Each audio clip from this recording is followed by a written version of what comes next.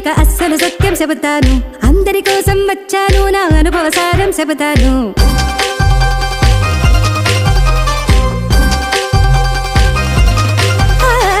America నుండి వచ్చాను, ఇక అస్సలు సత్యం చెబుతాను. అందరి కోసం వచ్చాను, నా అనుభవ సారం చెబుతాను. పర్మినెంట్ కాదు, ఏది పర్మినెంట్ కాదు. ఆ సొగసు వయసు తెలివైన మనపై పదవి గెలుపైన పరికోపం ద్వేషం